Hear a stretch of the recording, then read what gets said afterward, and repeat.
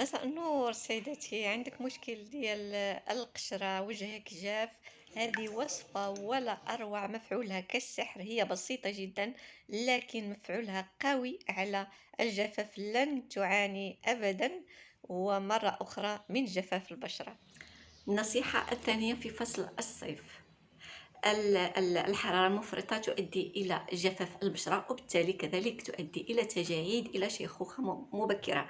كذلك جفاف البشرة يؤدي إلى تصبغات، أو التعرض للحرارة المفرطة كتسبب في التصبغات في التصبغات الداكنة، كذلك التصبغات الشمسية. إذا لتفادي هذا المشكل غادي ندير واحد الوصفة بسيطة جدا لكن مفعولها كبير، تيخلي دائما البشرة رطبة طيلة فصل الصيف. وكانت هذه ولن نحتاج إلا إلى نصف خيارة.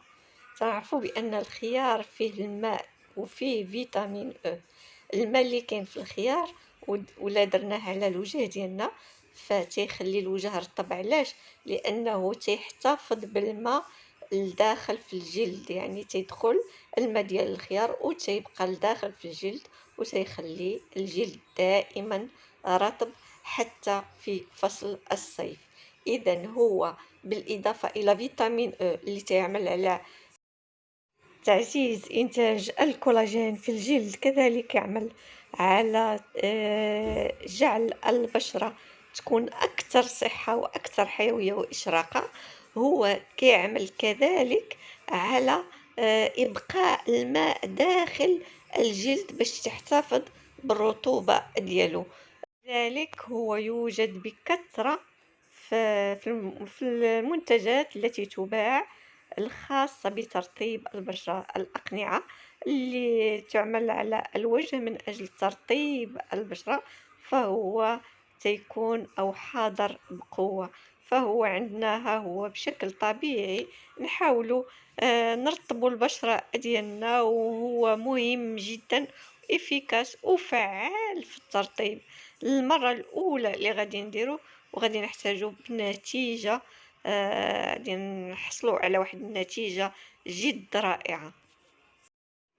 إذا بعد ما حكينا الخيار وبشرناه طبعا، غادي نقوموا بالتصفية ديالو، لأن حنا محتاجين ماء الخيار فقط.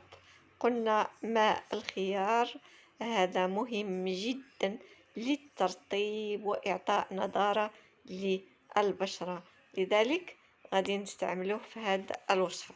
نحتفظ به جانبا ونمشيو للمكون الثاني اللي هو الحليب كامل الدسم. الحليب فيه مجموعة من الدهون الصحية اللي هي مهمة جدا لترطيب خلايا البشرة. يحتوي كذلك على حمض اللاكتيك اللي هو مهم جدا لتنقية وتبييض وتفتيح البشرة. إذا فيه مجموعة من الفوائد، لا شربناه او الا طبقناه موضعيا فغادي نحصلوا على بشرة جد رائعة. نضيف الحليب الى الخيار ونحرك جيدا. المكون الثالث هو الياغورت الطبيعي. الياغورت الطبيعي ما تنظنش ان شي وحده او شي سيده مغربيه ما دارتش الياغورت الطبيعي للوجه ديالها وحست بواحد التغيير، واحد الترطيب، واحد النضاره. الياغورت الطبيعي انا حركته مزيان قبل ما نديرو في الخليط باش يتجانس لي ويقدر يتخلط مع الحليب والخيار بشكل جيد. زدتو وخلطتو مزيان حتى يتجانس لنا الخليط. كلشي تعرف الرطوبة ديال الياغورت الطبيعي، واقول ياغورت طبيعي لانه هو اللي محتاجينه. غادي نخلطو مزيان باش يعطينا واحد الخليط ولا اروع للترطيب.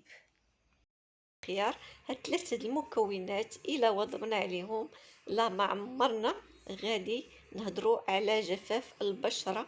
عندنا عمرنا نقولوا اودي عندنا البشره جافه. هذه مكونات طبيعيه مهمه جدا لعلاج جفاف البشره، لترطيب البشره عفوا، وإعطائها النظر والإشراقة، وغادي ترتاحي يا لاله من مشكل الجفاف في فصل الصيف. إذا عندنا واحد القريعة دائما كيف قلت النصيحة الأولى في الفيديو السابق، واحد القريعة عندنا في الصك ديالنا دائما فاش نخرجوا، دائما نرشوا وجهنا إذا كانت الحرارة مرتفعة. كذلك هاد الوصفة نديروها في المنزل ديالنا.